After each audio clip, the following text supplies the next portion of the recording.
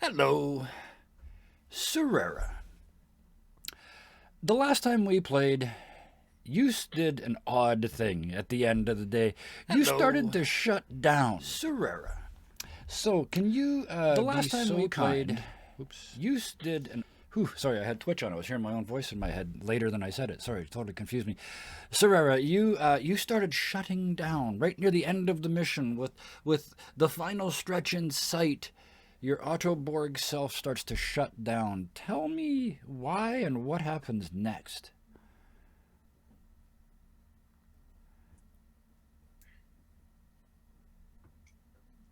I like the what happens next better than the why. Then do it that way. So the first thing that happens is how to describe it. So in the dark of the airlocks, they believe, well, whoever went in last shut off all the lights. Yep.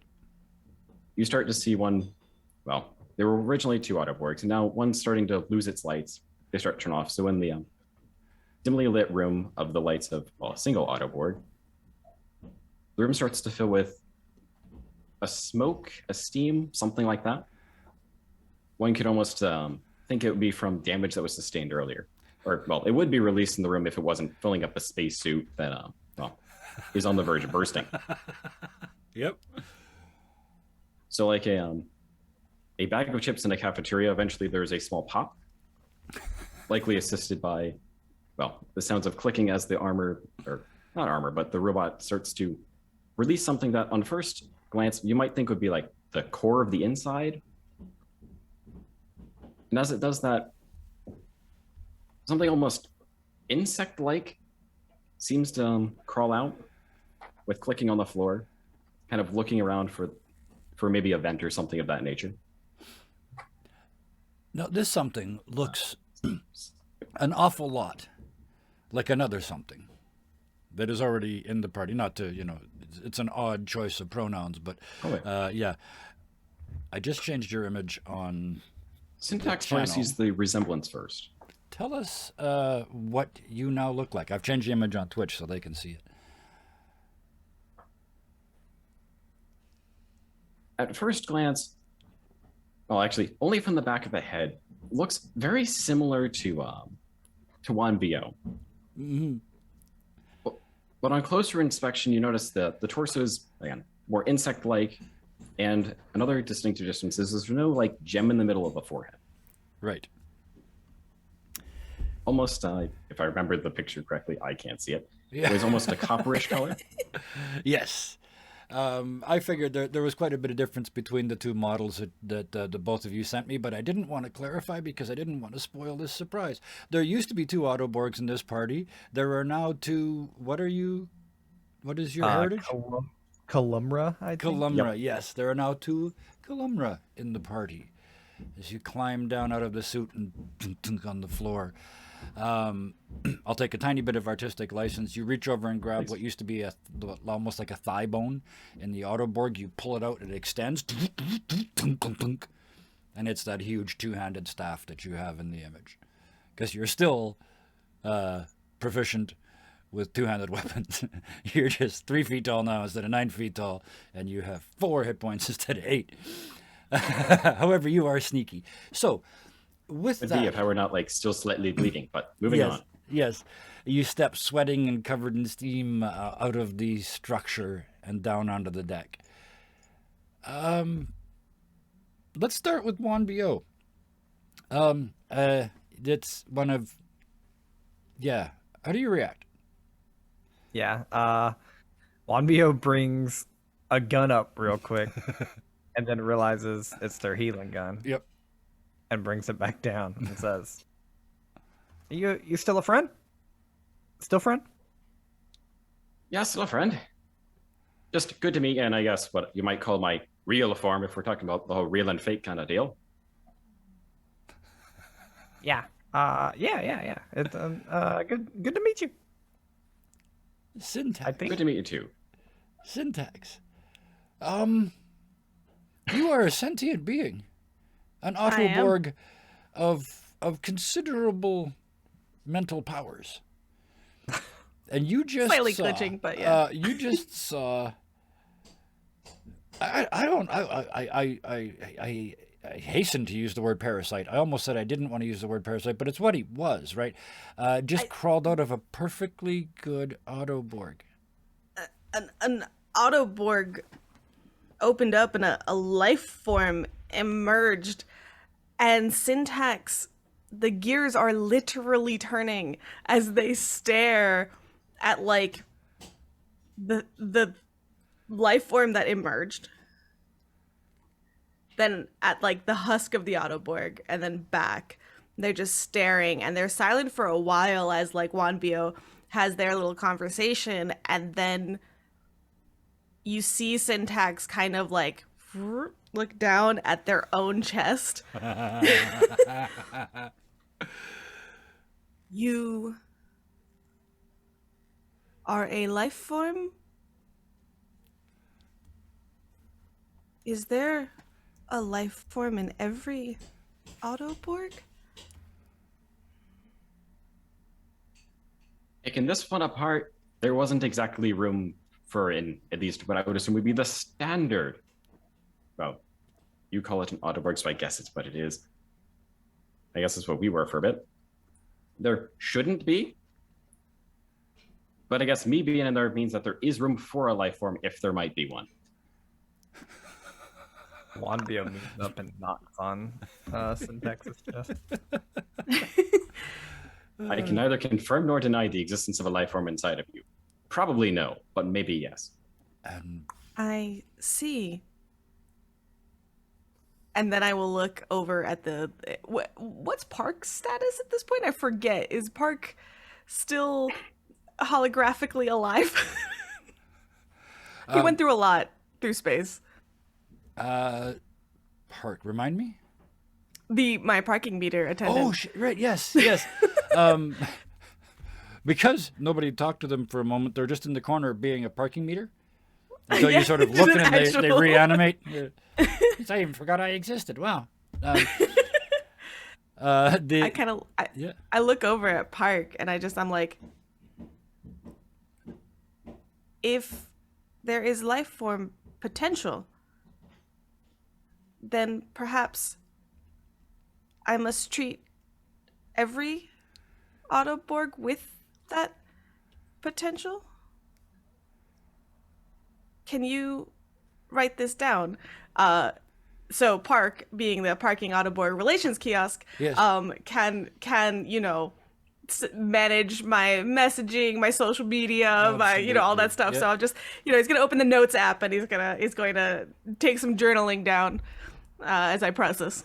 And while they're doing that, Park's voice says to you, "I once had a bird's nest in my head. Does that mean I am also alive?" No, I'd say without hesitation. Continue. And while the group of you contemplate I can park this here, right? What it is to be alive. Meanwhile, back in the medical bay, Carl, the last thing you remember is walking into the engine room. There was some weird kind of radioactive-y blue light, and then everything got really cold and nothing. The next thing you remember is humming. And the sound of a rubber tire rolling around on linoleum. Squeak, squeak, squeak, squeak, squeak, squeak. Just one tire. Oh. Mama, can you pass me a Tylenol and a bourbon? As you say that, suddenly you can see, because apparently you were inside a carbon block, and it is cracked in the middle and opened up, and you are now laying in one side in a perfect half imprint of a Carl. The other one is in the other side.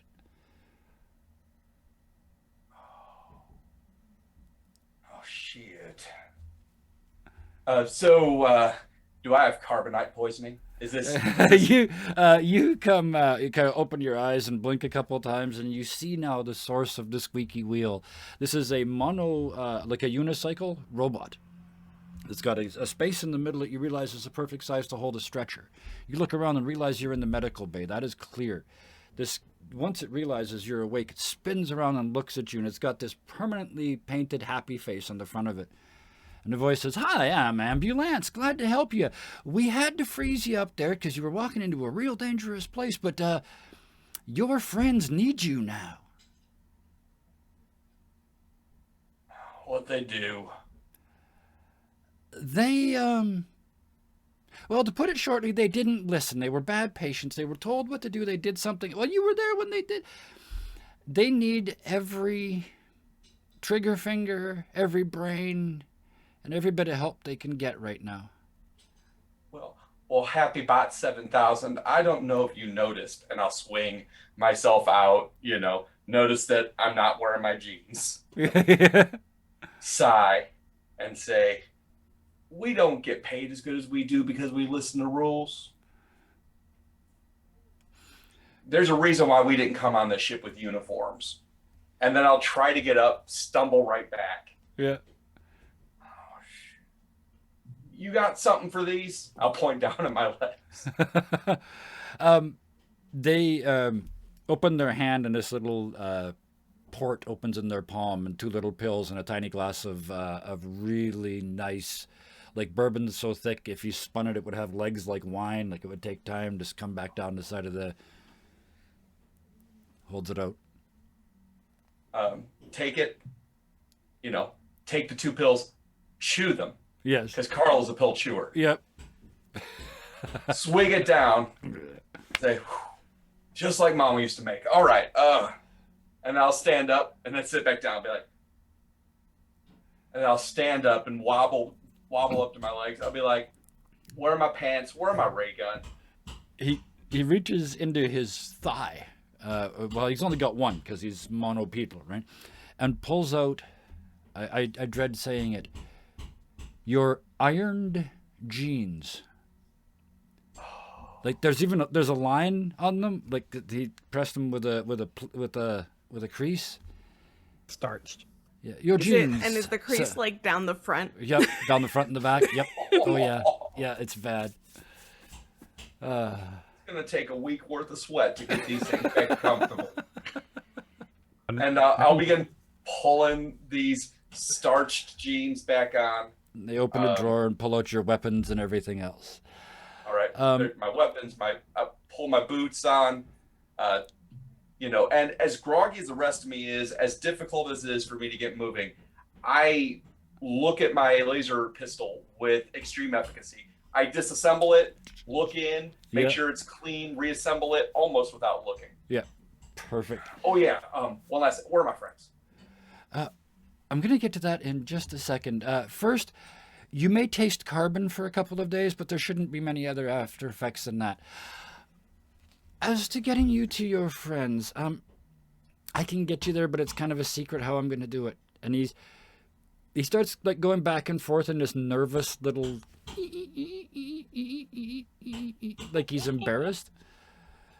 I'm having a relationship with one of the androids who acts as a valet in the officer's side, and I mean, we can't exactly sneak across the big open space, so I kind of cheated and made a teleport pod.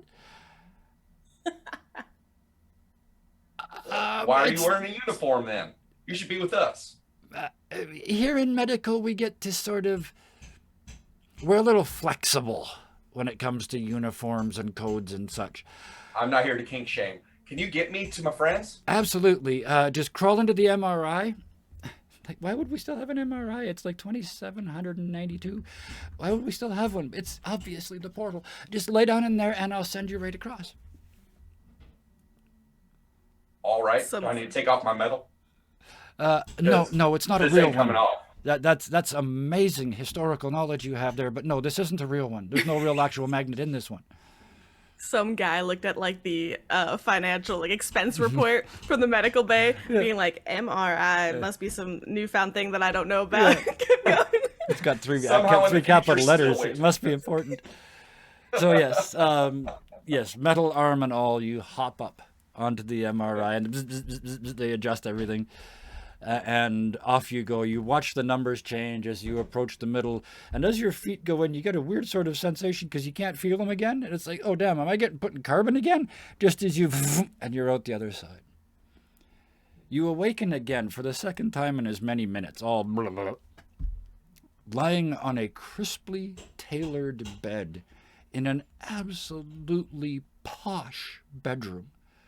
4-poster bed on a spaceship because you can see out the window. There's a valet and a robot in the corner that's got its lights out. And as you appear on the bed, it opens its eyes.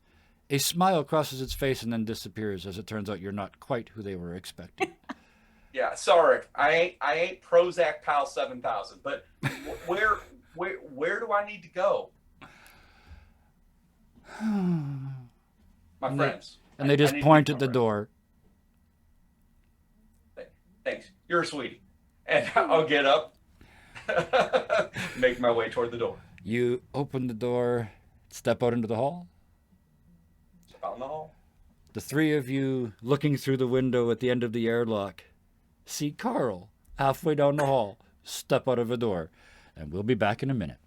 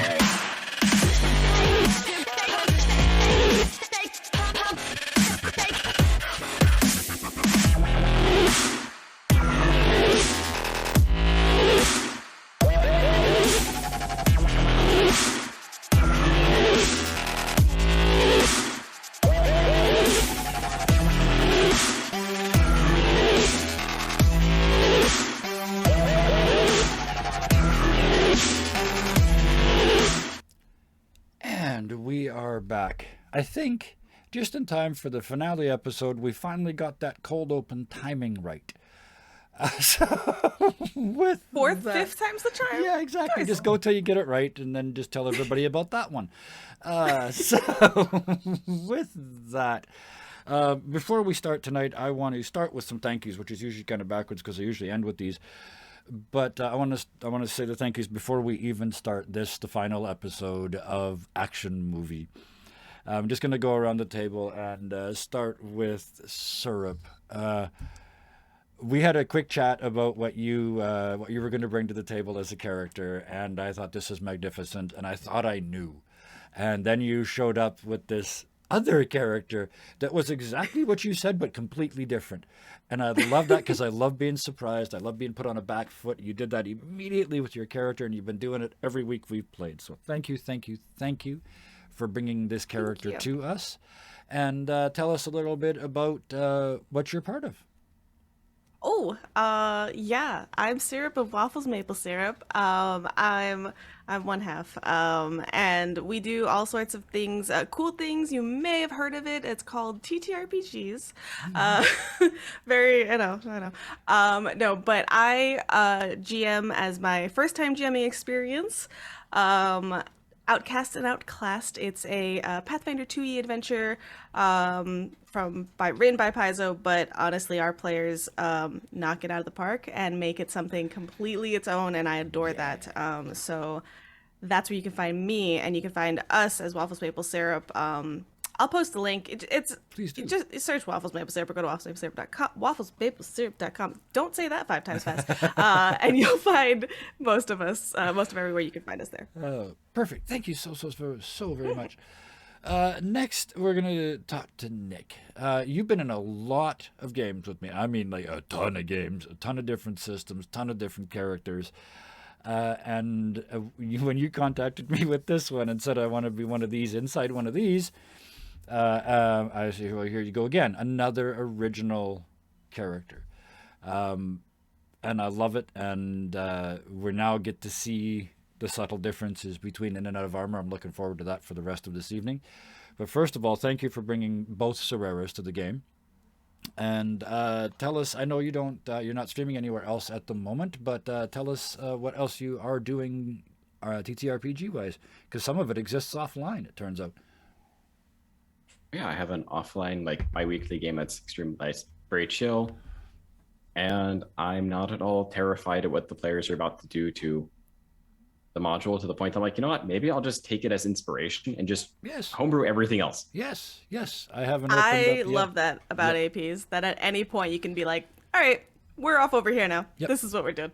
We took There's some two stuff I like, sentences yeah. out of the Storm King's Thunder, and we've had a 5-week lair raid dragging lair crawl going. So yeah, it has nothing to do with the plot, and they've never had more fun. So yes, absolutely, kick the plot in the teeth and go have some fun. Thank you.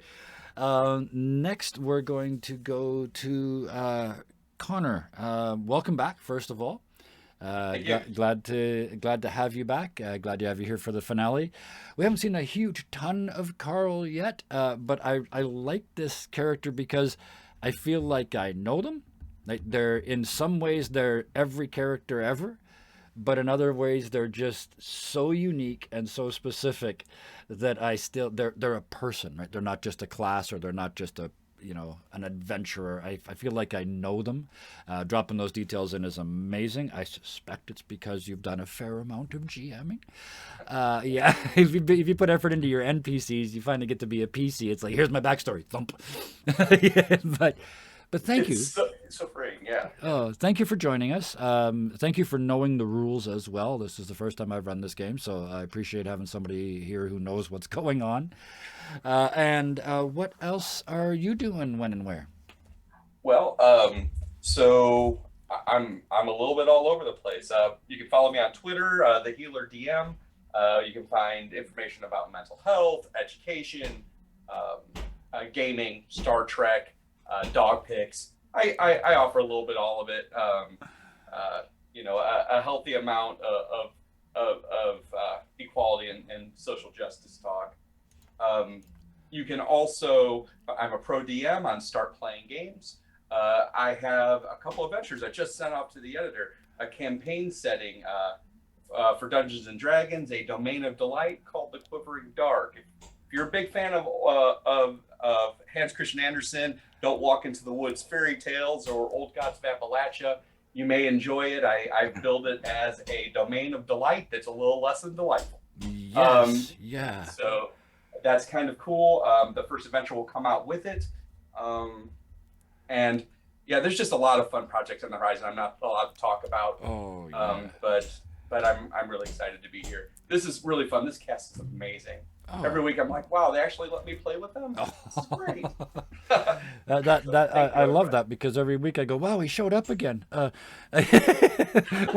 of the popular kids keeps coming back. I don't know what to do. But thank you so much for not only for coming and playing, but for everything else you're doing. The idea of gaming and helping people together just appeals to me on a deeply personal level. So thank you for everything that you're doing. Which brings us all the way around the table. Back to waffles. I can't believe we finished with waffles. We should have started with waffles and syrup, and we'd be full by now. But we didn't. So waffles, 1BO, first of all, great name. As someone who tries to sneak something into every name and every PC I ever play, I love this one. It's magnificent. And 1BO, if I'm not, I finally clued in at the end of the last episode. 1BO hasn't killed anybody, right? No. That's what I thought. He hides in the vents, and he uses his mind, and he doesn't kill people while accomplishing his missions. And that slapped me after last episode, and it's like, how did I not see that before now? When you threw away your gun, it's like, wait a minute, he's never used that. But anyway, again, amazing character. All four of you knew this was for a short haul, and yet you came with these fully developed and built characters. I hope to give you all the chance to play them again. Those of you that aren't continuing on, we'll get to that in a minute. But thank you so much for 1BO and an interesting twist. I was going to say on an old character, but I've never played this system before, so an interesting twist on a new character. Thank you. Thank you. Tell us what else you're doing. I am the other half of Waffles Maple Syrup. You can find me GMing Starfinder if you like all the sci-fi stuff. We do Starfinder on Tuesdays, 8 p.m. Eastern. It's coming to a climactic end. So if you like really exciting episodes and stuff, come jump in. And then if you happen to like that episode, go catch up. It's like reading the last page of a book first. So it can be very fun. I feel like I just have to say this because I feel like last time we played this, I was like, y'all, it was crazy how it ended. Like, I don't know how it's and I want to repeat exactly that again because I thought that we'd get some, like, it's just as crazy, if not more escalated at this point. So I'm like, I'm waiting for the next foot to drop. It's amazing. Absolutely. Well, keep us in the loop with that. All of you, please feel free to post any and all links here in the chat tonight. And please, please, please post them over on the Discord. And anybody who is watching, please come to the Discord if you are not already there. It's one of the nice places on the internet. We're very supportive and very helpful. And yes, you too can come and play in these games. You don't even need a camera. Some people, that's kind of the break point. It's like, there's no way I would stream, but there's no way you can see me. We can, if you have a virtual avatar, we can use that. If not, we can use character art. In other words, if you have a mic that's good enough for us to hear you, that's all you need. We'll take care of the rest. Speaking of which, I guess it's my turn to talk about me a little bit. I quite often skip by these, but I'm not going to tonight. Tomorrow, which is Sundays, we've got our Dungeons & Dragons version of Storm King's Thunder that I was talking about before. It's called The World at Large. We have left the plot far in the distance. This is almost clickbait. We ended the last episode with the head of a CR-24 ancient red dragon, enraged, began to turn behind it to see what the sound was, when we all know the sound was the party. So they're in pretty deep. But starting next Fridays, because every second Friday we do the Unwanted. We didn't this week because I wasn't up to my game, but that's besides the point. Normally every second Friday we do the Unwanted, which is dark, high-level D&D.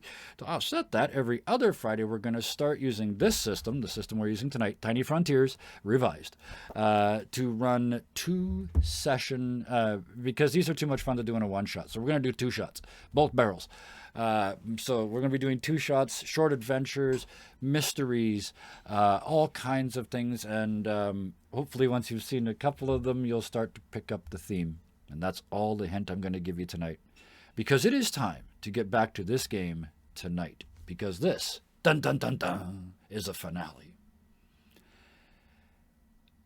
So, Syntax, 1BO, and Serera. Not Serera. You look through the window of that airlock, and you see halfway down the hall, Carl just casually stepping out of a door in this posh hallway. I kind of cut off mid narration of my me. journaling. Was it, sorry? No, I was just gonna say go. And kind of seeing Carl just wave through the window. I believe Carl has rejoined us. Yes. Yeah, I think he got my message. This is one of the few places where there's no vent through the wall, by the way, before you ask, 1BO. Oh, This is an airlock. I go back. I'm just kidding. It isn't there, like, doesn't there have to be a vent? Perhaps. You know what? You are absolutely correct. Otherwise, how do they fill it up with air? Yep. Although we did kind of blow it up into space away. Okay, so not only did you use logic and correct me, you did so in a fashion that didn't make me feel like an idiot. So have a storyteller, a happy storyteller moment, and have a reroll for that. But you're absolutely right. There is a vent out of here because they have to get the air in and out of here somehow. So with that, now I will ask the 2 people that fit in vents, what would you like to do? Well, Wambi is going in a vent. So. Yep. I'm gonna go through the door, forgetting that our party member may draw on me, because somebody's already done this before, and it'll probably be fine. Yeah. Is that door locked? If I recall, The was that part of our problem? the airlock door towards the inside that you have not gone through is locked. Yes. Perhaps Carl. Does Carl see us? Yes. You down at the end of the hallway, Carl. You see you see an airlock door, a little tiny porthole in it, and like 3 eyes. Just everybody. You recognize 2 of the eyes, but not the other one. Actually, I just realized technically you saw 3 eyes, and it could be Juan B.O. or Serrera, technically, just them by themselves. But never mind. All right. So Carl began walking. The clicking walk of a pair of boots, occasionally stopping to adjust the pants that he's wearing that don't seem to fit. Do you take quite those right. like extra like bends in your step to just try to like really? The wiggle shake. Yeah. Yeah. Yeah. Some of the other moves that you have to look around and make sure nobody's watching first. Yeah. Get up to 'em the door. fit. Yeah. Get up to the door. Peek through. Yeah. And then I'm gonna look on Eye to eye. the side panel. Are the doors locked? They can't get out. I'm guessing because they're sitting in an airlock. Yes, you look in and you can see the airlock door. It's flashing. It says not sealed because they broke the outside door to get in. Okay. So I'm going to and- open the door from the outside. Yep. You check and there is pressure now. It will work if you open it. And the door kind of pushes a little bit because the pressure differential isn't perfect. It kind of pushes the door towards you, but it does open.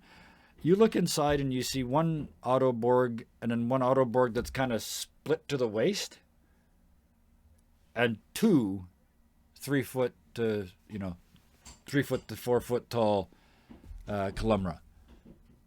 The Autoborg just Who'd you all piss off now? Is it this guy? Are you pointing at me?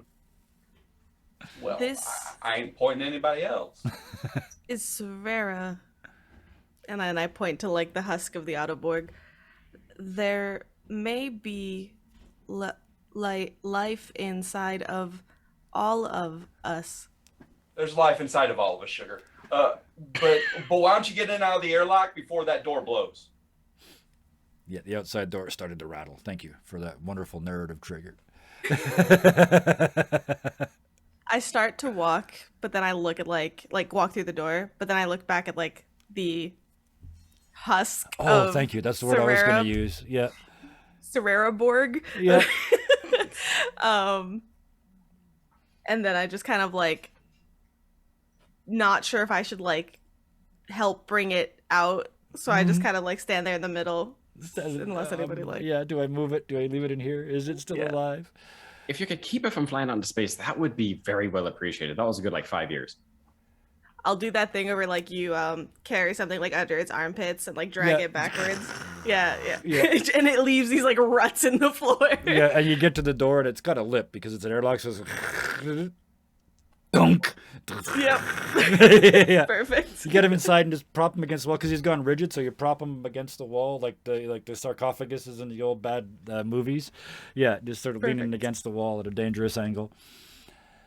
The door closes just as the outside door, the window in the outside door pops out and poof, fires across out into open space. You see it sparkle into the distance. The 3 of you turn to see every door on both sides of the hallways open simultaneously. And 6 on each side, identical valets snap forward, dressed in full formal attire, holding out uniforms. They are uniforms of the ship, not uniforms of the security company that you actually work for. The one closest to you turns. It's not the same one that you met on the way in, Carl, but the voice is remarkably similar. They are all remarkably similar, in fact, in the way that they look. They are androids. Alexi, seeing as how you are the last official registered crew on board the ship, we thought you might like to go into battle dressed to the 8.9s, is it? Is one of them my size? Amazingly, yes. Tailored perfectly. Those of you that have had tailored clothes before, they're tailored These are perfect for you. Let me just go around. Actually, the Autoborg, I had an idea about this earlier this afternoon. You are offered, syntax error, you are offered either a onesie that sort of simulates the uniform, has all the tassels and the braids, because this is full dress uniform. This isn't like combat, uniform. This is full dress. You are offered that, or a custom paint job that will paint you the same uniform on your pre-existing shell. We're gonna sand you down and paint you. Yes. Good. Primer off, buff it out. Yeah, okay. So I think Makeup artist with tiny spray guns. the clothes first. Yeah. Syntax is like, I do not need. Did you say we are the last life forms aboard this ship? You are the last official members of the crew. It is a pleasure to have you aboard. If there are any doors we can open for you or in any other non-violent way that we can assist you, please let us know. What happened to what was his name? What was his name? I already forgot his name. Steve? Steve.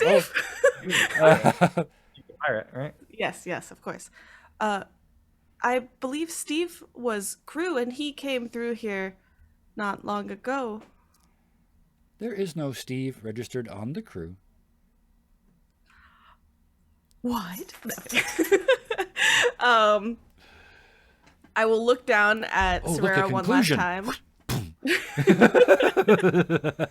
I'll look at Serrera one last time, and then I choose the clothes. Okay, absolutely, yeah.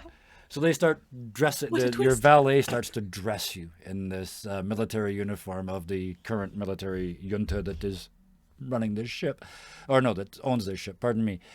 Who do I want to know next? Serrera. There is a uniform for you. It is your correct size, like your current size. How'd they knock that up from the length of time you got from the end of the hallway to here? It will remain a mystery for all time. Valets are amazing, but you can tell it's a perfect You see fit. one valet tuck a stray thread. Yeah. Don't pull that. Just, the whole thing comes to pieces. But yes. Little hat, little peaked cap. They made you an officer.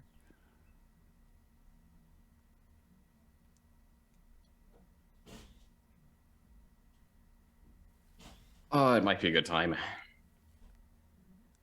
So he'll accept it. Yeah. However, any of this gets caught to me as I'm going through whatever. Yeah.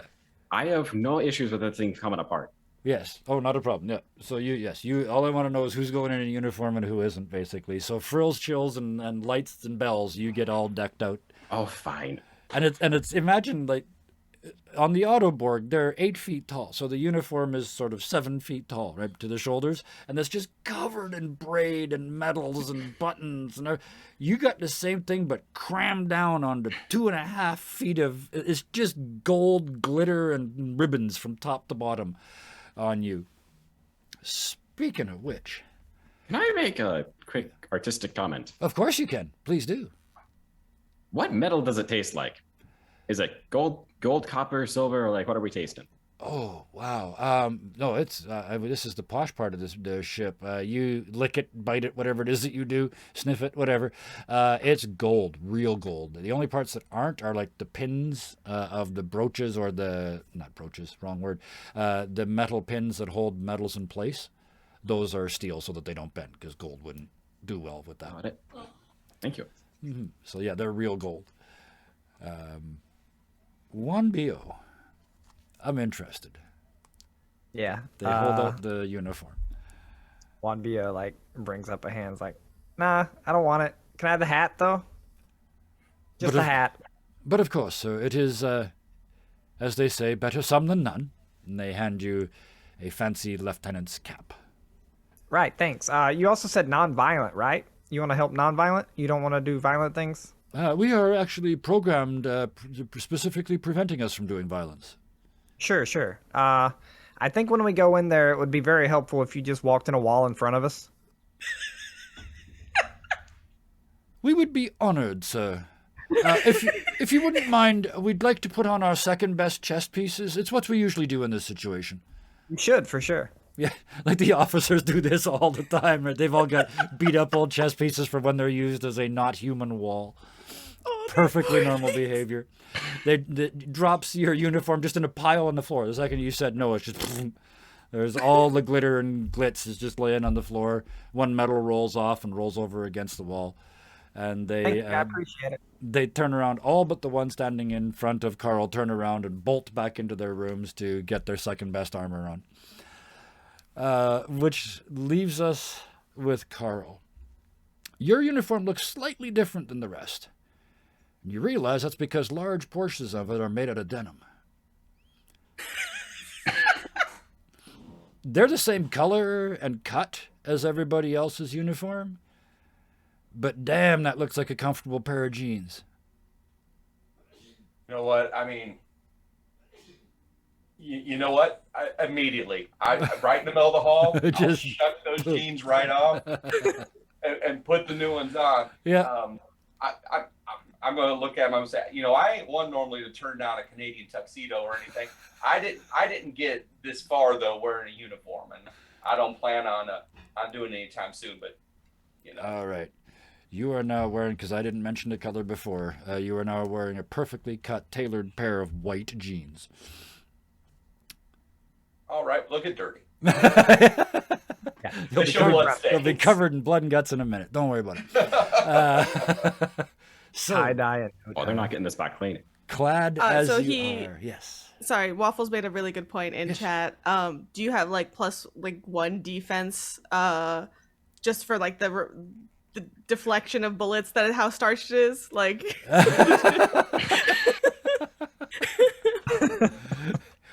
You know what? I will do that. I will do no the. butts.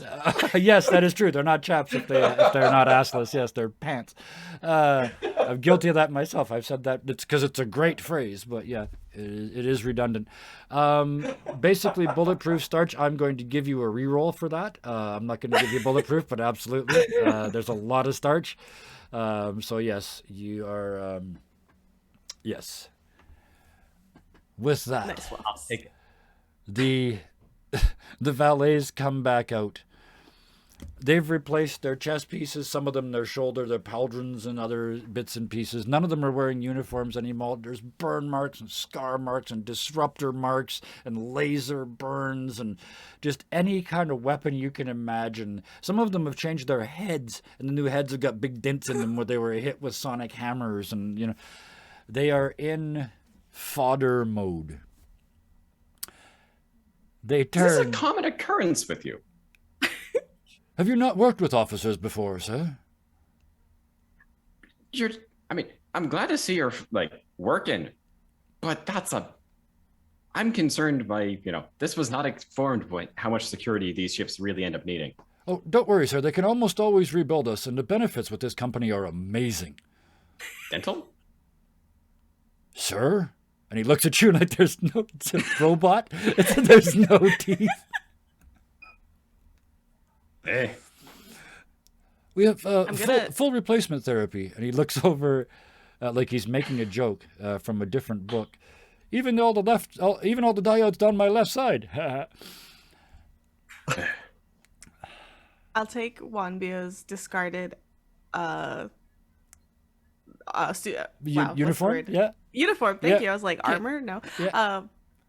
Take the discarded uniform, and the one who was like been talking of the robots, I kind of take the way too small Yes. jacket Yeah. and put it and drape it over their shoulders, and I put the little hat on. Oh no, Wambio has the hat, so I just Yep. drape it over their shoulders, just kind of pat them and go, "There's a life form in all of us."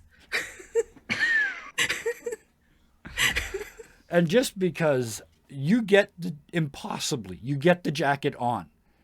Like this highly tightly structured built jacket, you somehow get it on this thing. The sleeves only go down to the elbows. You can see a little bit of cuff and then a whole bunch of metal forearm, right? The pants go down to just past the knees. There's a big rip down where the butt would be, but they're robots. They don't really have them. So, but yeah, you manage, for comedy purposes, you manage to get Juan B.O.'s dress uniform on one of the valets. you pulled the jacket on, they look at the stripes. I really shouldn't. I really should, but I didn't actually do it, did I? And as you did not. As the jacket rips and goes around them, you hear them starting to sing quietly under their breath. It's good to be an officer, I get to order you about. He turns to the other fellows, get my robe! And they all look at him like he's lost his friggin' mind and nobody moves. Starting a new uprising. Straight to his head, immediately. Wanbio echoes, get his robe! One of them turns and tears headlong into a room and comes back with a robe. They are now wearing a dress uniform and a scruffy, dirty old robe over top of it. Beautiful. Because you've clearly made them the leader. Your immaculately dressed and robed individual takes point on the phalanx of fodder as it makes its way to the door of the bridge. The phalanx of fodder. Thank you. I like that very much.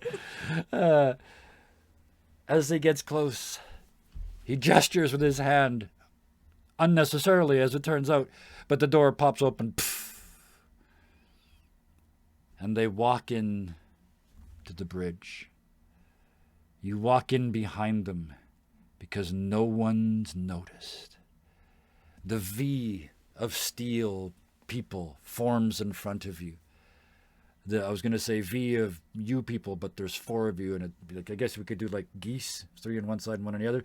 The quad of you move in behind into that vacant space behind the triangle head, and you have a chance to look around the bridge before everything goes to hell. You see imagine every bad sci-fi bridge you've ever seen. Every console looks like if you sat on it, it would break. It all looks like it's made out of cardboard. The seats, some of them have small signs on them that say, do not sit. Effects only. It's horrible, but it's also so posh and so rich and so gold encrusted and brass railed and real wooden teak featured and paintings and murals on the wall that it's all but unbelievable. It's too much. It's like somebody took a whole castle and crammed it into this one room, all that opulence. Is it like all only one-sided? So like if you look from the front, it's cushions and stuff, but if you look at the back, it's like cardboard structure. It's not finished. Okay. Right? There are sections that they're just been mocked up. The ship was only on its first run, so we can either make this a fourth wall joke, or they weren't quite finished when they set out, and it works that way. And I like it because I like that kind of interesting dichotomy. But you see, spread amongst this opulence, first of all, a mess. There's coffee cups, there's food waste, there's boots sitting on counters, there's clothes hanging on ropes drying, and dirty, filthy pirates everywhere. There's got to be at least half a dozen of the raider types that you saw in the back. There's several of their sergeants, their sort of group leaders, and there's at least 1 lieutenant lounging around. All that sinks in, and then it's kind of one of those blink moments. Because on the far wall, strapped over the main screen and blocking the view, it takes you a second to realize, hey, midlife, good to see you. Hello, thank you for dropping in. I just looked over. I give Carl inspiration. Yeah, absolutely. I think everybody's got it right now, but absolutely. Carl, have some inspiration. Chat said so. There's nothing I can do. It's Joel. There's nothing I can do about it. You have to take it.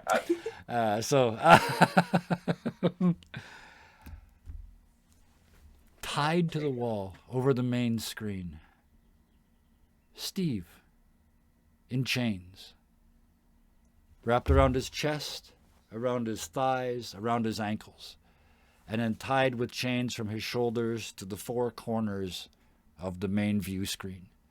You can see his head's lolling forward. There's blood dripping out of his mouth. He looks up at you over the top of all these people. And one flexible arm comes out of the chains and goes, and then wink, great big wink, and then go.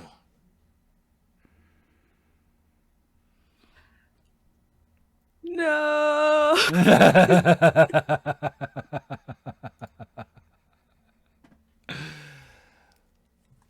So, as we kind of pass this threshold Yes. into the room and we see this. Please, I want to go around. Give me just your initial reaction because Steve's not quite done. I go, my processing glitching a little bit, kind of like skips over the there is no Steve registered on this ship. Yep. And sees just this poor, bruised, bloodied, just guy. Yeah. And then I kind of look back in the hallway, and I look at you said they were filled with portraits of like captains, right? Yes. I look for, is there an Autoborg captain portrait anywhere? Are any of them Autoborgs? Give me, I believe, this might be our first roll of the night, 53 minutes in. Give me just a straight test to see if you can find one. A 6.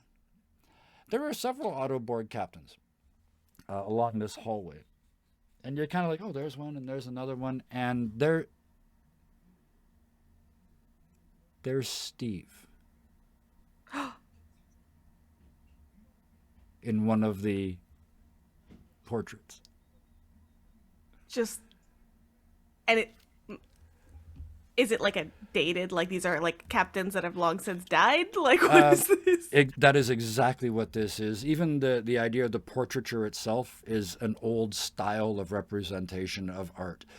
This would be like us like walking in and finding, yeah, exactly, and finding a hand-painted oil canvas done of somebody, right? This is Admiral Stephen Maroff. And it's his subtitle, the blurb underneath it, they carved on the plaque. The plaque is like extra long because it's Victor at, and then just lists place after place after place, famous battle after famous battle after famous battle. I try to process it, then I look back at Steve. That's my initial. I'm confused, but let's go so to you kind others. of turn back to Steve. That's perfect because you're looking at Steve when what happens next happens. But at the same time as that, Serera, what is your response? I don't know. First of all, you tell me if Syntax turned and walked back into the hallway and started looking at art, would you have paid any attention? I wouldn't have noticed. Okay. Because as much as going in here, there's like the wood paneling for the hallway, even like the doors probably have a brass coating on the door frames. Yep. Like, even if it's all fake, this is another level, and it's one of those. It's so different from home; it almost like makes his stomach flip. Yep. This is how the 1%, the 1/10 of 1% live. So with that, and probably he probably only sees like Steve's like hand kind of move in the distance. He kind of focus finally lands on that, and that's when perfect. Whatever happens next. dot. 1BO, what is your reaction to seeing all of this? Juan Bio had one thing in mind the entire time coming in here. So they have a healing pistol in one hand. Yep. Like 6 medals that they plucked off the uniform they weren't wearing in the other hand. Yeah. And they come in here and they're standing behind this wall of androids.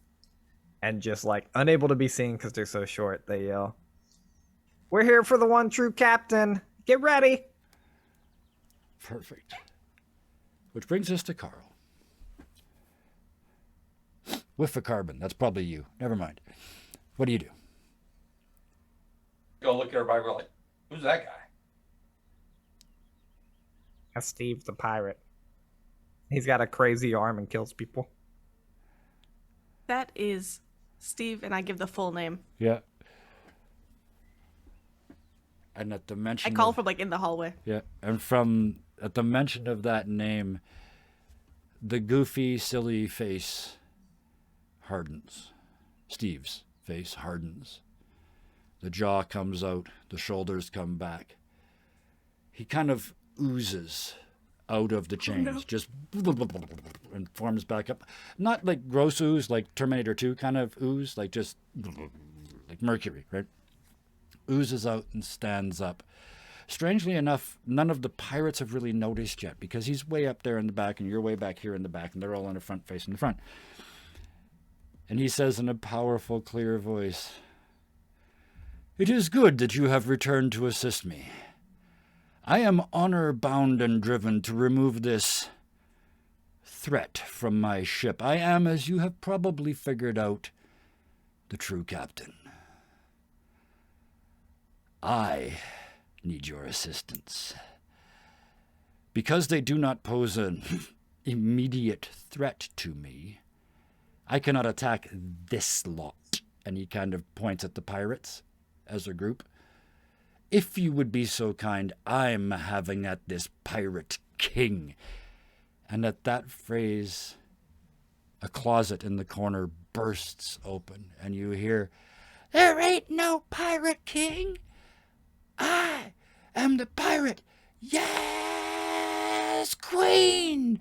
And stepping out of the cupboard, a 7.5-foot tall, all-metal battle bot, purple and silver, sparkly, and absolutely, from the way they stand and the way they hold themselves, absolutely every bit a queen. And I'm afraid there might be a bit of envy when I describe what's next. Because what is next? Let me just get back to here so I can show it. The pirate queen pulls out from the cupboard a rotating saw, a chainsaw of sorts, as we can now see on Twitch. And it says Husqvarna on the side because somehow they've managed to exist for another 1,000 years. At that, if everyone would be so kind as to roll some initiative, please. Please click on your token first. We're going to put you all at the far distance because you're at least 10 feet away from everybody on this bridge as you step through the door. So please click your token and then click the initiative. I'm going to roll for everybody here. 9, I bet not bad. that I did not roll while clicking my token. Yep. Yep. That's okay. You can just change it. To Yep, absolutely. It's easy to change. Done. Oops. That's right. That's not working. There we go. Everybody done? Coolios. Descending. All right. You somehow, even after this heroic speech, because this is a movie and not real life, the pirates are completely surprised. You scan the room momentarily. The conversation literally went over their heads. Just before we start, I forgot a joke. I made a joke earlier today and I forgot to use it, so I'm just going to shamelessly plug it in now. We cut away for a split second back to the medical bay, and Ambulance looks down at the two halves of the carbon form, then shakes his head and says, 3 tries. It often takes that long to get out of Karl Marx. Back to the combat.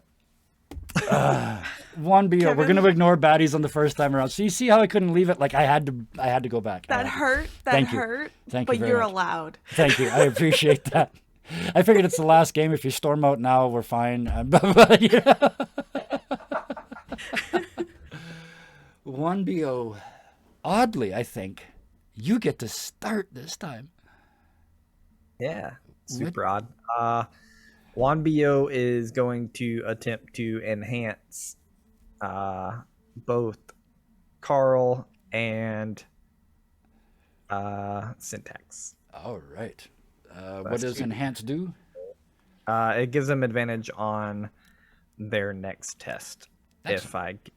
But it's 2 disadvantage rolls, so I probably won't get any. We'll see. Here we go. All right, Or right, 1BO, because it's at disadvantage because you're applying it to others. Yeah. It's a 1BO gym shine. Hoping it was Rebel. I thought about it, but Rebel's dead. Look at that. So who was first? Carl. So Carl, you have advantage on your next roll if you didn't have it already. So if there was something you wanted to try that wasn't your weapon, this would be an excellent time to do it, mechanically speaking. With that 1BO, where do you go? Are you moving? You guys are sort of right in this case. So you're just inside the door with your phalanx of robots ahead of you. Yep. I'm staying in like the middle of the phalanx. Serera. You 3-foot dude, 6-foot metal pole, whiff, whiff, whiff, whiff, whiff, on 2 fingers like a baton. Just woof, woof, woof, woof. What do? You are at far range right now. I might be at far range, but surprisingly, I'm not a fighter. Odd that. What are you gonna do? So what I know how to do is I know how to make a whole lot of chaos in this exact room. Okay. But first, I may need to go find engineering because I know it's not. I'm fairly sure it's not going to be here. Actually, there is an engineering post on the bridge. There would be. This is where you give commands to engineering. Engineering is in the back, and temporarily cut off because you guys shut it off. Well, all I need to do is get between where the communication would be. Yep. Because I just need to make a few things happen. Well, if I'm going to be honest, what I would like to do Yes. is all of the screens that we have. Yes. I happen to know a very specific image that would be absolutely terrifying for the pirates to see here. Oh yes. And what would that image be? A happy face and a frowny face. Even if it doesn't do anything, just that image. Yeah, I'm sure the Pirate just, Queen knows yeah. what that means. Okay. So yeah, that's easy. You just give me you can hack, right? You are a hacker. Yes, I can hack. All right. So give me an advantage roll to try and get this to happen. Yeah. Popping up on every display, flat displays, holographic displays, combat displays, change to this image of the two. It's the 2 opera faces, right? Happy face, sad face. Oh, yes. Yeah, absolutely. And there is a pause. Only the lieutenant and the pirate queen recognize the importance of it. Are you also moving? That's one action. You get to do 2 things. So. I would also like to move towards the hallway because I have an idea with the armor that I have. Okay, so you stay back a bit. Absolutely. Carl. So Serrera abandoned that engineering station. Yep. Ran So out, made the pictures go and pop back. Yep. I'm gonna push right in behind. I'm gonna look at it, and I'm going to look back at the pirates, Yes. and then I'm going to increase the power given to the gravitatic walkway underneath them, and see if I can sort of lock them in place. I absolutely love it. Give me engineering or hacking, your choice. I'm going to go with engineering. Okay. I can. And you I are have- I- engineering, so you get advantage, yes? I do get advantage. Excellent. Let's do this thing. This is one of those ones where I'm going to play, number of successes helps. So, you nail it. And the gravity in the lower center section, it turns out that there's sort of tiered ringed gravity in this room. You get the center section where all of the sort of minions, the little guys, there's 8 of them. You kind of trap them all in position. They can't move. They can't get to cover. They're still going to be able to fire back, but they can't move. They're kind of driven to their knees. All right. So as a second action, I'm going to try to turn it up further. Okay, yeah, give me another roll. Let's engineer our way to success. Yes. I don't think that's going to. No. You tap a You couple have more. rerolls. I do have. You reroll. do. I think you got 2, don't you? You got at least 2. Oh. Most of you got 3 or 4 by now, but never mind. I'm going to re-roll that. Yeah, it's the I'm gonna last re-roll this. episode. Hold back stuff. nothing. Absolutely. Use it. You Use it. Use it or lose it. Whoops. Oh no. Oh wow. So yeah, you nope. It's not gonna. You can't crank it up. The safety controls of the ship will not allow you to crank it up to a dangerous level. I need to get hacking. Okay. But that's your first turn. Syntax error, or should I say PMA 775? So, first things first, a question. Yes. When Steve started speaking as like, "Oh, yes, I am the one true captain." Yes. Did that voice match the one that was on the computer? Yes. The screen. Yes. Mine Okay. didn't, I don't think, because I don't remember exactly how I made him sound I- 2 weeks I ago. But yeah, don't remember yeah, either. I'm famous for that. Yeah. Yes, it is the same voice. It was clearly and immediately recognizable. The cadence and everything is exactly the same.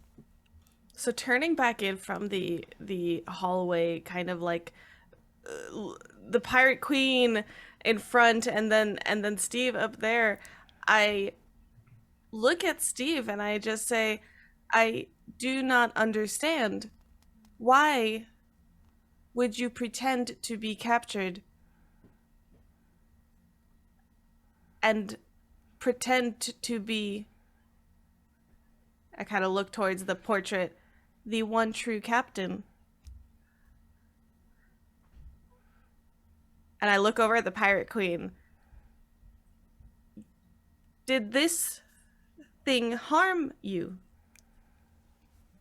He grins as he turns towards the captain, and out of nowhere, a curved scimitar appears in his hand, made entirely of purple and blue light.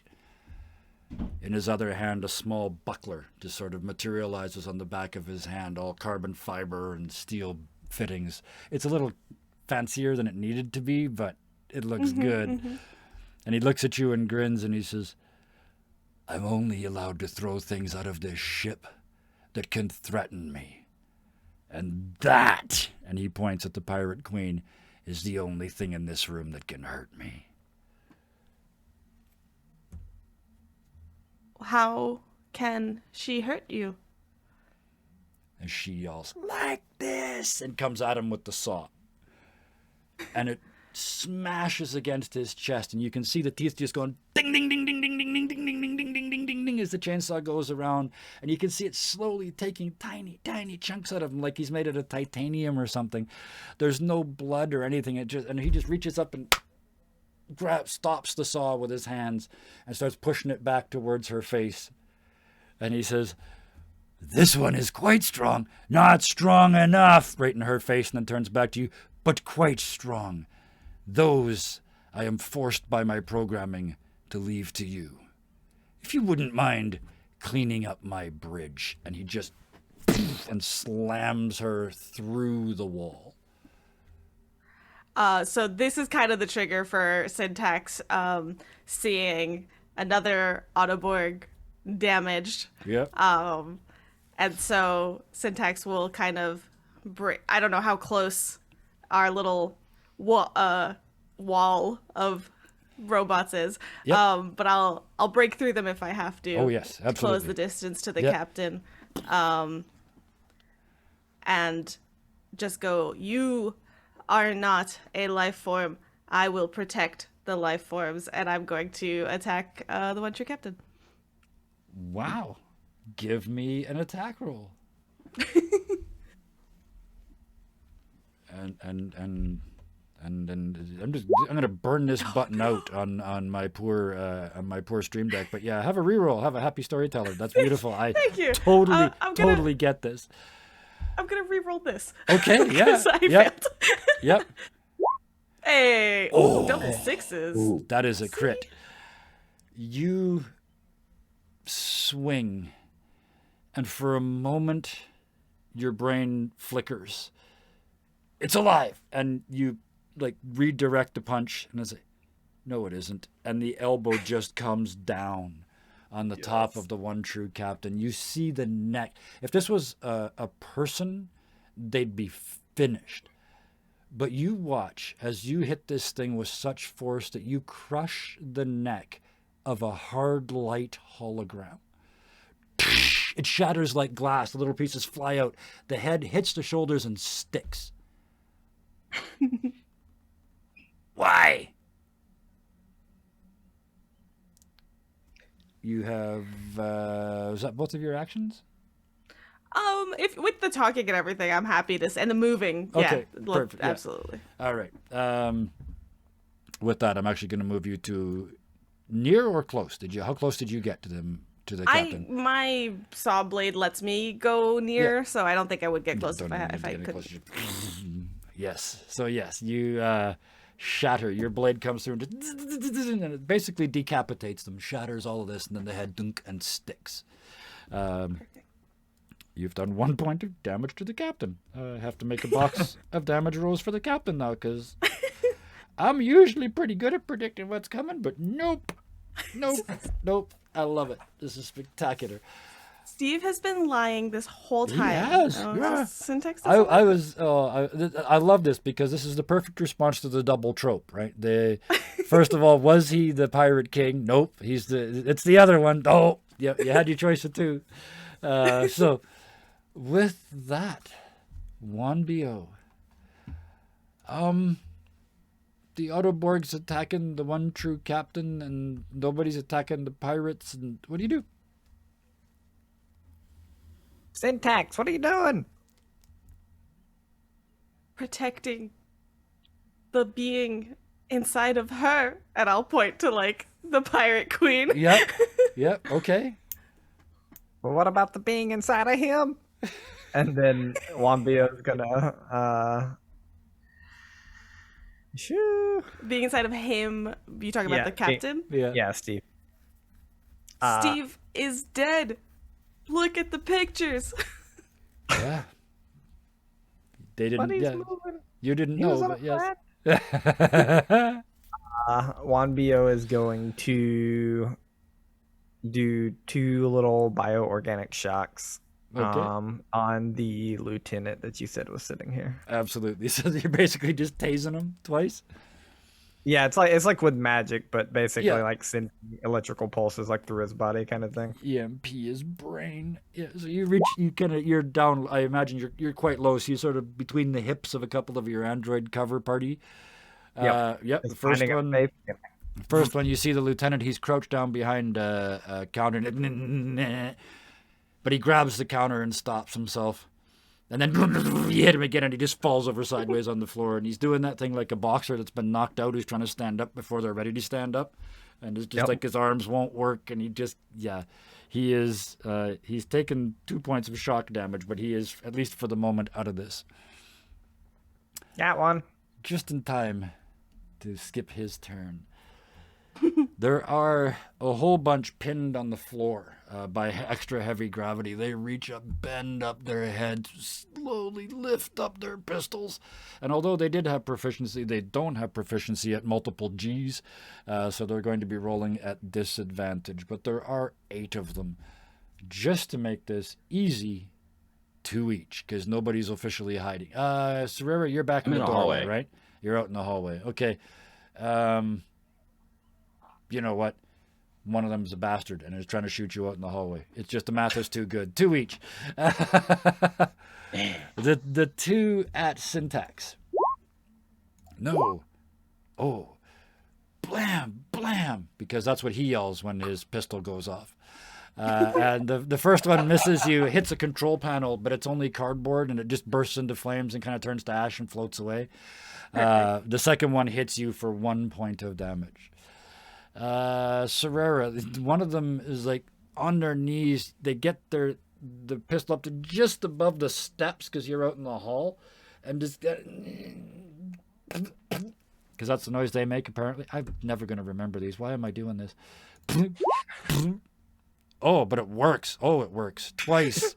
You are hit for 2 points of damage, and your I little roll a tiny d6 body. for both. Yes, you do, because you are evading for every hit. First one? Yeah. Oh. You are successful. Now that you're not in a big giant Autoborg. That's my d6, so that's disadvantage. So 1d6 for the first one. Nope. Second one? Nope. So you still take 2 points of damage. You twitch into it. Oh, damn. You twitch into it. Oh, damn. You're stuck in that game with the 2 people in the narrow hallway trying to get past each other, and you keep moving at the same time. Oh, sorry. Yeah, you get it exactly wrong and take both shots. That's half, right? It's a big difference between having is not helpful. 8 and 4. It's a big difference. Well, except for after last time, I actually was down to 3, so I'm down at 1. Ooh, wow. Speaking of people who could be low on hit points in a second, 1BO, the one time you weren't hidden. I mean, you're kind of hidden behind the robots, but I didn't give anybody else cover, so I guess I probably shouldn't give you any cover. Missed anyway, so yeah. Well, this is perfect. I just remembered the robots in time. This one falls back behind you. This one falls back behind you. You look down. The damage to their chest plates has turned the chest plates red. Oh no. Yeah, the red shirts are dead. Hear me out though. Yeah. I have a thing called, my new feat for level up was called Opportunist. Okay. Says one man's failure is another man's opening to stab the idiot who failed. Okay. Literally the rules. Yeah, I love it. If an enemy within range fails to hit with an attack against you, you may immediately make an attack with disadvantage against the enemy. Absolutely. So So, what I'll would you make like to 2 do? rolls with disadvantage as Juan Bio throws some of the pins that he pulled off the suit earlier because he no longer has a gun. Absolutely. And all light range should be the same, right? Yes, it is. If you're proficient, you're proficient. Oh, He misses. whiff. You say, damn, if they'd been ball bearings and I'd been a monk. But no, you miss with that reaction, but that's still your reaction. There are still 2 sergeants and a lieutenant is not going to be going this round, but there are still the 2 sergeants. One of them fires at the big obvious target in the room. So Syntax. No. Again, the pulse rifle misses, shatters a screen behind you, and one of your images goes out, but still the room is filled with the copies of the image. The second sergeant fires at you as well. 1 success. So into your shoulder. Little couple bits and pieces fly off. 1 point of damage. The lieutenant gets his stuff back together and just enough to kind of pull himself back behind the console he was using for cover. Carl. Actually, I was on 8. I switched tokens and dropped myself out of turn order somehow. Okay, you were on 8 rather Yes. than 10? Okay. 10 is... Oops, not 810. That's Wambio. not correct. Oh, 10 is You're Wambio, changing right. Wambios. Don't do that. Don't do that, Kevin. Don't do it. Oh, you disappeared altogether. Okay. Yes, I don't know how I did that. I see. You switched to Severa out of armor. So that should be a 9, you said? 8. 8. Thank you. Apparently, I've stopped listening. And descending order. And so. In that case, yes. I think Carl's already gone. But yeah, go ahead. Okay. So what I was going to do with the armor is never done this before, but to my knowledge, there should be a few AI around, right? Oh, yes. Yes, absolutely. Yes. AI do most of the work, like autopilots on any ship. So I don't know which one I'm getting. I mean, I'm figuring, Lance might be talking to, the friendly android, and it's just around the network for some reason. Yep. And I happen to have an empty suit, and I'm kind of offering, does anybody maybe want to, control a pseudo armor for a bit, maybe? So you're communicating through the system. Give me a hacking roll. Okay. 6 out of 5. I don't know who I'm talking to. I'm just kind of going. Oh, I do. Okay. You're trying to figure out something to somehow reanimate your suit, right? That's sort of still back in the airlock or out in the hallway just outside the airlock. That was your plan, right? We dragged it to the hallway because the airlock was exploding. Yes, so it is inside. As you start hacking, the only person that responds, you see a little symbol. It's a little light bar with red lights at each end going fling, fling, fling, fling, fling, fling, fling, fling, fling, fling, fling, fling, fling, fling. And you hear ambulance here. How can I help?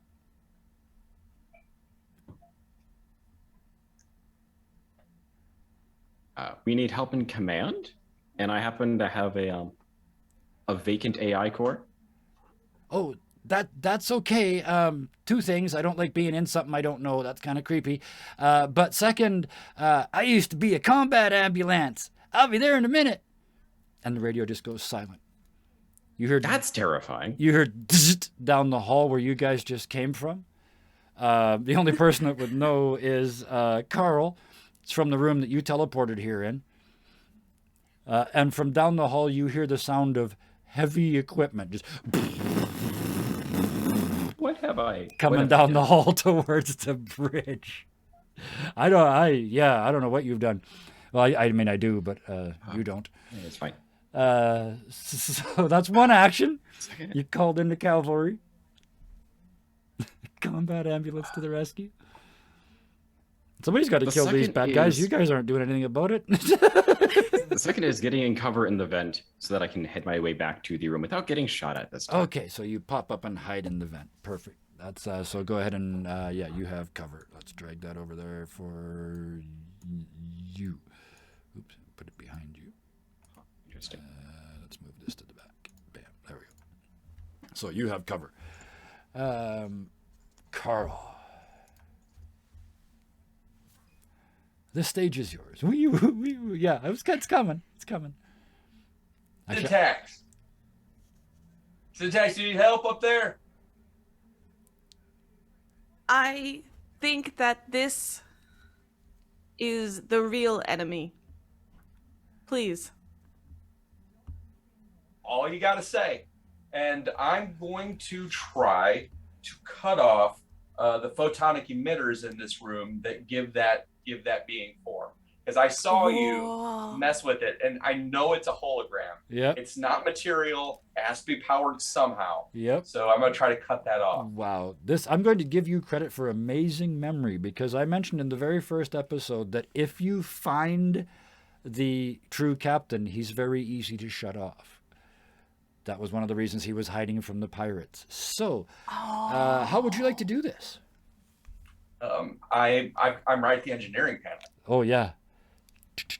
You start hacking. I love it. The photonic emitters. That's beautiful. Hack some photonic emitters for me, please. Or engineer some photonic emitters for me, please. I can't break the rules. Nope. But I can sure play inside of what's already in there. Oh yes, please do. I love this. You have You have Is one that a more. miss? Yeah, there's a miss. You have one Then- reroll left. I will use it. I believe.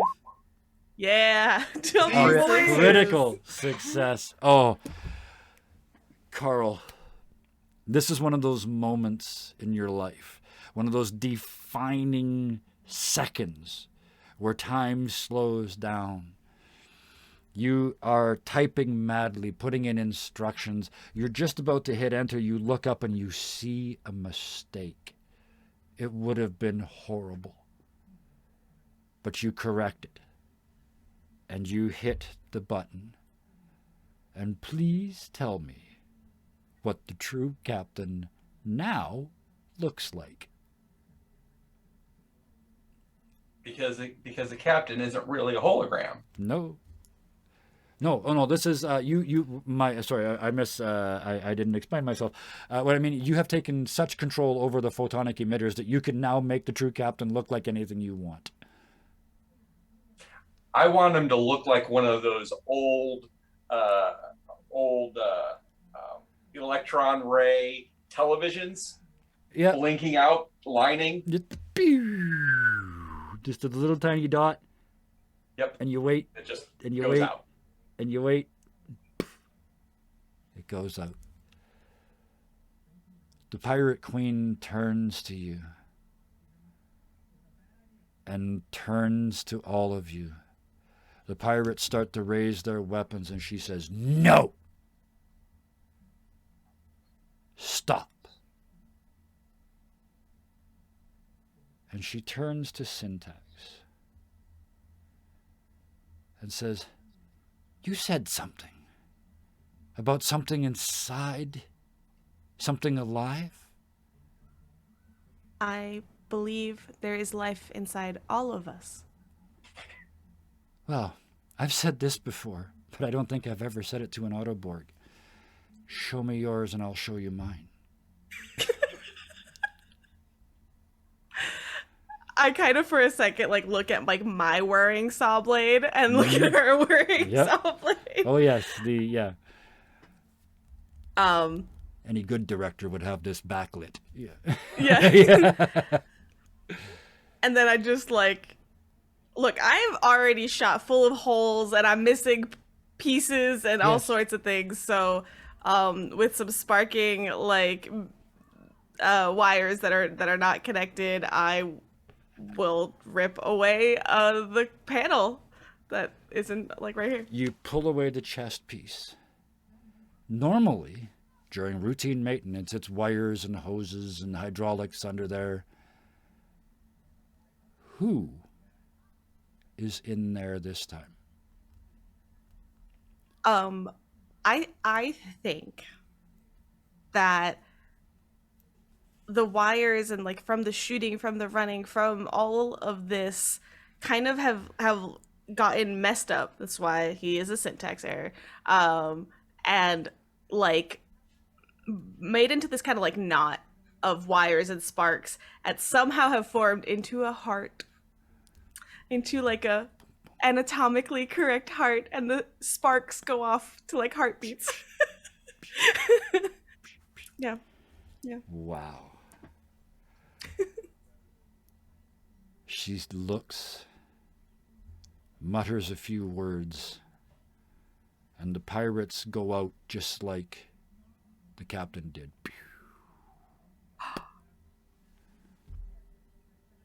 She reaches up, pulls aside the chest plate. You hear ripping, tearing, stretching and ripping of muscle, tissue, tendons. She drops the chest plate on the floor, and you see the skin of a human has come off with it, showing the muscles.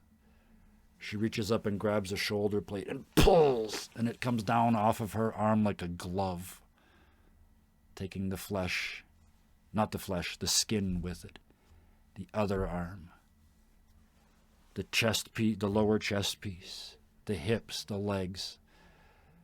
As she stands back up, skin grows from the ground up as she stands, so that as she reaches her full regal height, the last of the skin grows over her face, up to the top of her scalp, and forms a long mane of dark hair.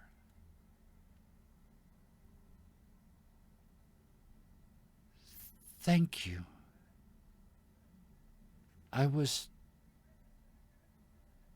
trapped.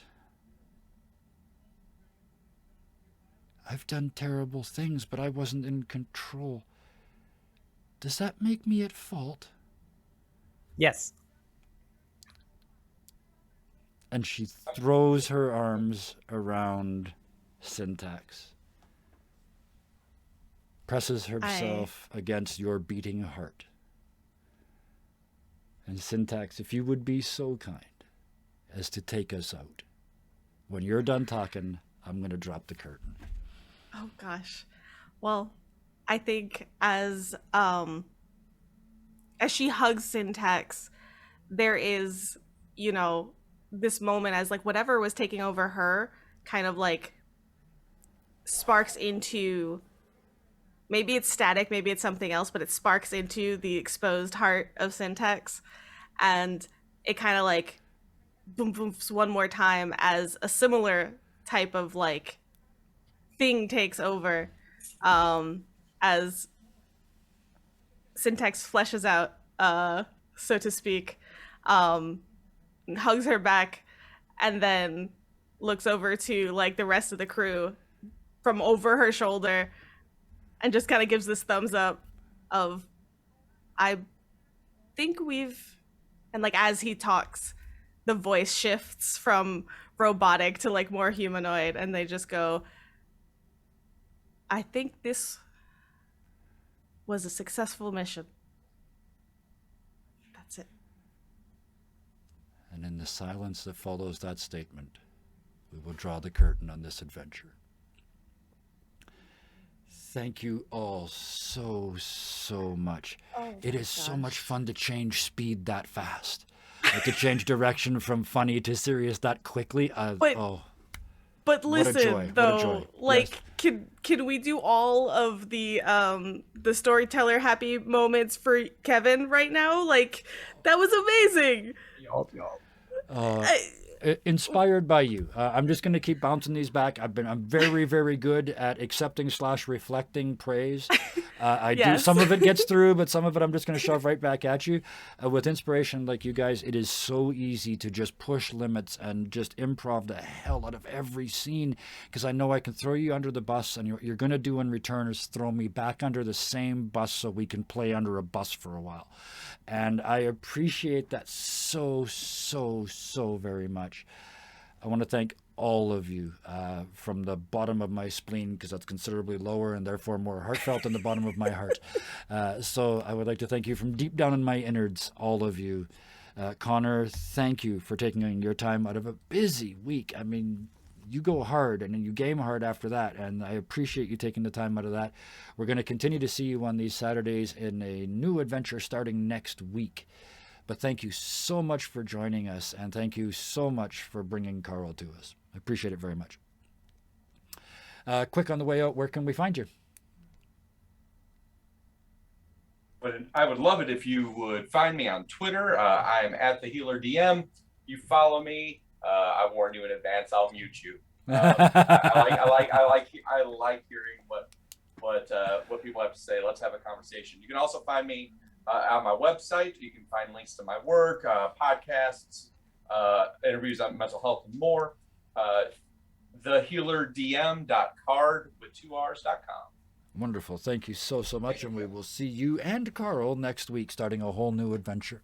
And boy, are you going to have a story to tell the greenhorns that you're going with. Speaking of those greenhorns, I think one of them we decided today is going to be played by our very own Nick, who played Serera here. The secret's out of the bag. Like, this cat's out of the bag. You got to do something new for next week, right? I think there might be still mileage left in Serera. Absolutely. We can absolutely do that too. Whatever you choose. We got a week. That's tons of time in the TTRPG space. But thank you very much for bringing both Sereras. It was really easy for me to tell the difference between them. And that's hard to do when you're just doing a voice. But the way that they acted, they were really different. And I really appreciate that. That is the sign of somebody who is very, very good at role-playing. So thank you for that. And now the pair. I'm just going to finally, after all this time, I'm just going to tell the bloody truth. The two of you are essentially a unit together. So whichever one of you wants to speak first, I'm throwing it back to you guys this time. Waffles and or Syrup, first of all, thank you. First-class characters, first-class twists. You went along with that at the end just wonderfully well. You went along with it. Oh, this is what I love to do. This is why I absolutely love role-playing, because when you leave the script behind and you're forced to make it up on the fly, and you're never more than 2 sentences ahead of where you're currently at, that's the fun zone. I used to call it dancing on the razor. And you know, if you slip, you're done. And if you're slipping, you're done on a if stream. If you keep going though, like, yeah, as long as you never stop. It's like running on custard, right? As long as you never stop, you can get to the other side. It's a non-Newtonian fluid as long as you're fast enough. But thank you both. And once again, where can we find you? Thank you, Kevin. Honestly, that was a lot of fun. You can find us. You can go on Twitter at Waffles Maple. You can find our link tree on Twitter and find us everywhere else as well. We also have a lovely Discord with lots of lovely people. But wherever you find us, we hope that you enjoy some of the fun stuff and the stories that we put out there. Because one of the things that we love to do is explore all sorts of facets of mental health through TTRPGs. It's helped us personally. It's helped us just all around. And it's how Waffles and I met. So TTRPGs are a special place in our heart. Well, I thank you for that, because I often forget to mention it. It is so central to what we're doing here at Dirty 20 Gaming, the idea that your mental health is more important than any game. If for any reason you can't play today, just send me a message. I can't play today. I don't need a reason, because I know how much I want to play, and I know how bad I have to feel to go, I can't play today. And I don't need an explanation, because I know. So you'll be back next week. You'll be back in 2 weeks. You'll be back when you're back. And we will not judge you. We will never say you can't come and play with us again because you missed too many games last time. We are about inclusivity here. The flag that is our avatar really says it all. Everybody, and I mean everybody, unless you're full of hate, I'm going to do that. Everybody who isn't full of hate is welcome in our Discord and welcome in our community. And anybody that wants to play, we can do that too. Fridays and Saturdays and Sundays, show up and watch us play. Different people all the time, different adventures all the time. 1 week from tonight, 2 of our 4 here are going to be joined by 2 new players. One of us who's played with us before and one of us who never has. So they're going to get the Kevin experience next week and see what it's all about. Ooh, I like I'm it. looking The forward to experience. that sounded that sounded so arrogant. Like just I was saying it and going, no. Somebody make a that's little so not logo you. type that you can flash on the screen, please. Just the Kevin experience. In like a bad 70s disco looking Austin Powers color scheme. Yeah. No, please don't. That's no. But thank all of you for coming to play with us. And then thank you also to chat ever so much. I saw all the names in there tonight. Thank you for ban hammering those that needed to be hammered. Thank you for the comments. Thank you for continuing to talk over there, even though I got so sucked into the game a couple times I didn't read pages as it went by. But thank you all for your interaction. And we'll see. Yeah, I knew you would. Somebody's going to do the art. No. Yes. But with that, there's only one thank you left. Everybody who watched this one on YouTube, once you put down the tissues, because I think we got you at the end a little bit maybe. Once you put down the tissues, hit the like button if you watched all the way to here. We really appreciate it. It shows. Leave a comment. Those... we still get so few of those that I go and look at every single one every single time they go up, and it just makes my day, because that's how I start my day. I go look for comments, so every time I find one, I'm starting on a good foot, and it just makes my day even better. So yes, I would play these games without being watched, but being watched makes it so much more fun. If that makes me a voyeur, a reverse voyeur, then so be it. I am a performer at heart, and I think some of these people are too. With that, I'm finally going to stop talking. Tonight was a great finale to a great short session. Thank you all for helping me learn Tiny Frontiers and for breaking it in so many interesting ways that I've actually homebrewed a couple more new rules. So thank you. And until next time, please be nice to each other. Good night.